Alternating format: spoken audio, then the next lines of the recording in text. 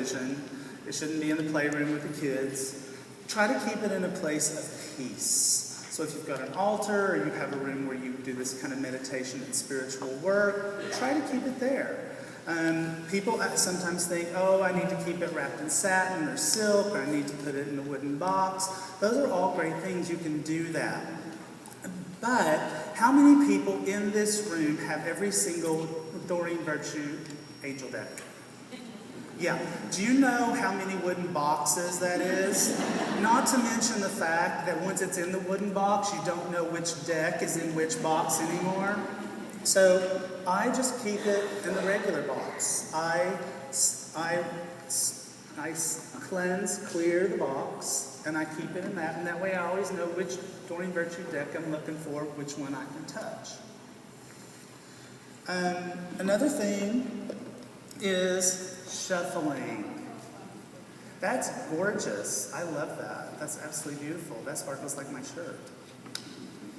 So, and you can do that. That is absolutely a time-honored tradition to do something like that. Then there's shuffling. As many of you probably know from watching Doreen's weekly Angel Oracle card reading, she shuffles in clumps, right? So she just shuffles like this until she gets this sense of feeling of it's time to stop. Or some of you might hear stop if you're clairaudient. I am more what Doreen calls a holy roller kind of guy. So I literally shuffle like this. And as a recovering certified public accountant,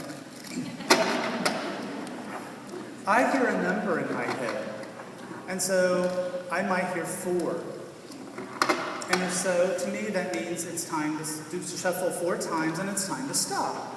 And because I really love angel numbers, those of you who are left-brained, if you're right-handed and the other way around, then you know it's like sometimes it's hard to get ego out of the way. And angel numbers is this fabulous way to get ego out of the way and go, I just got a message. So I make that number part of the message. How many of you all know Angel Numbers 101 by Doreen? Excellent. This is, you know what? You want to buy this for your husbands, okay? This is so they can kind of get it, right? They can see that there's a 444 on the license plate in front of them and their coffee was 4 pounds and 44 pence. What country and land? And they can start to get the message. So for me, that number becomes part of the reading that, wow, angels are really with them at this time.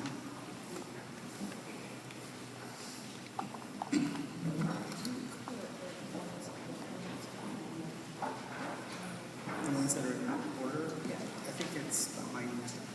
Okay. Excuse me, is this on the front? And then you want to talk about the composition? Sure. So let's also talk about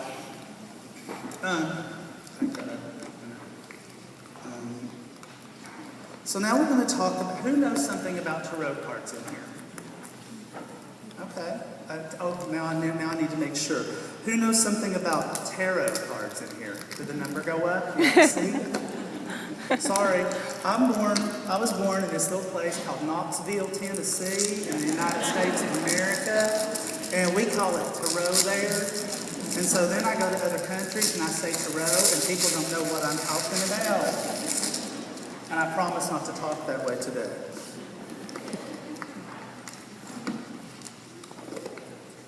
There you go.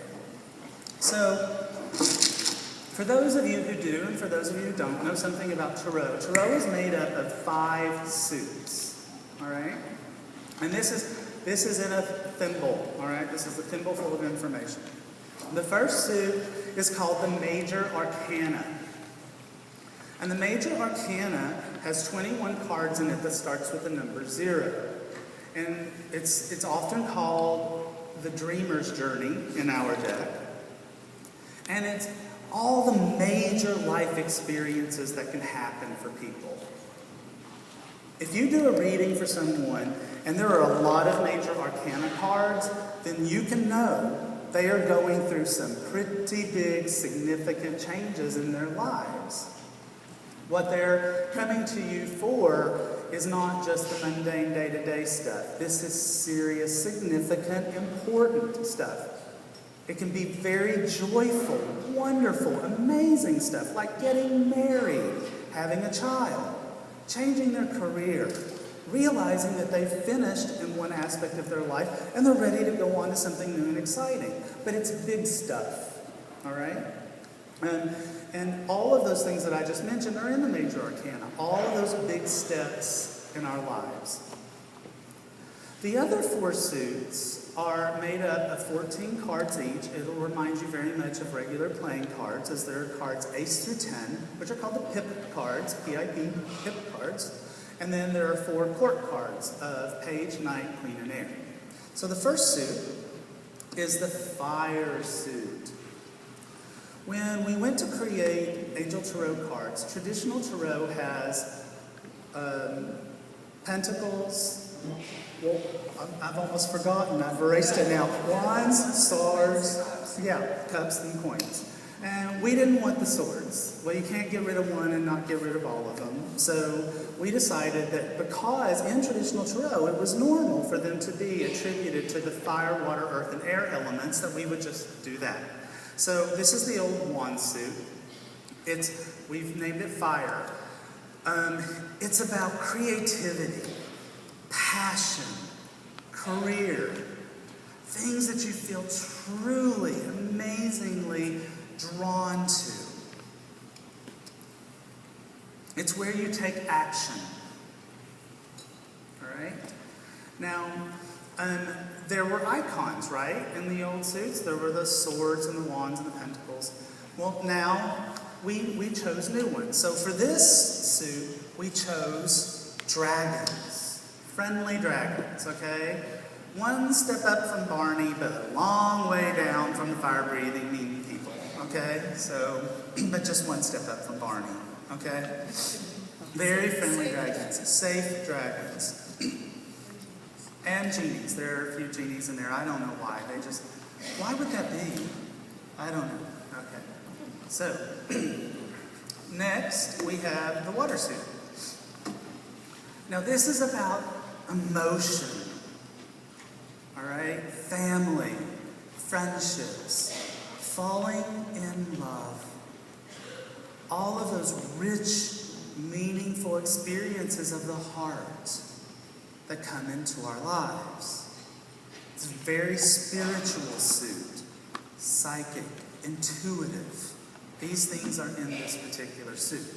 When we needed an icon, we thought about mermaids, and then we talked a little bit about mermaids. We discussed mermaids at length, and then chose mermaids. And mermen. And mermen. And the reason that we did that, well, there's reasons. But the other reasons are that when you think about it, mer people have this ability to plummet to the depths of the water, but also come up to the highest points for air, just like our emotional lives. Next, we have what I thought was going to be the most challenging suit of all, which is air.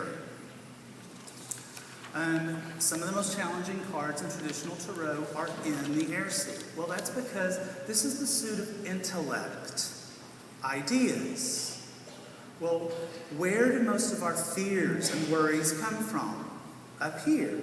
What gets us in the most trouble? Up here, right?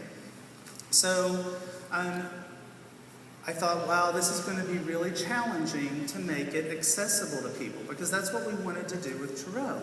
Make it accessible to everyone so that people could see what an amazingly compassionate, loving, and accurate divinatory tool tarot is. So when Doreen and I started talking about it, that's another one that came really fast. It's like, well, yeah, unicorns, right? Swords. I had never worked with unicorns before. Oh my God, it made it so easy. We blew right through this suit with simplicity. Unicorns are in every one of my decks. And so this is like a little Where's Waldo question. In any one of my decks that you pull, there'll be a unicorn. I think with the exception of the flower therapy cards. Oh, really? Yeah, I think that was thought about that, but you're right. Mhm. I hadn't thought about that. Yep. And that's because Robert's an elf, and so the unicorn energy right. permeates. But, Yeah. okay, so we have the unicorns for air and the intellect. Yes, we do. And then finally, the fourth suit is the earth suit. This is about things that are earthly and worldly, material issues, things of home, finances, abundance, how we're going to manifest that which we desire, getting an education. These are all things that are in the earth suit, which quite naturally we chose fairies, because fairies are the elements that are the very best at manifesting in the whole earth angel realm. They're really good at it. Well, I would actually argue that genies might be, giving them a little bit of And mermaids. and mermaids, yeah. Those are the four suits. And let's talk about the court cards real quick. Let's do that. Let's put those out. So, ace through 10 of the pip cards in those four suits, that's daily stuff. All right, that's the daily aspect of our lives. So, court cards, I think we can get past the. If we move it up a little bit, I think we can get past that glary thing. Okay, good. Yep, that's better. So, the court cards, traditionally in tarot, can mean a person, or they can mean a situation. Well, we gave you both. The personality aspects of the King of Earth and all of the court cards are at the top. The King of Earth is generous, he's professional, he's responsible, he's practical. But it can also be a situation that happens into your life, like a successful time, having the Midas touch about everything that you do. Now, the thing that I always like to tell people is that don't get too hung up on the genders of the cards. If you're doing a reading and the King of Earth shows up, but you know a woman who is generous, professional, responsible, practical, she's got the Midas touch, sounds exactly like that, then go with that. Because we don't have, the deck is already this tall. If we have a card of both genders for everything else, we're going to jump up to here, right? And we're going to have to help each other shuffle. So don't get hung up on that. And in fact, as a way to really bring that point home, in Archangel Power Tarot cards, the deck that just came out, 2 of the knights are women, and 2 of the knights are men, and 2 of the pages are girls, and 2 of the pages are boys. Just to kind of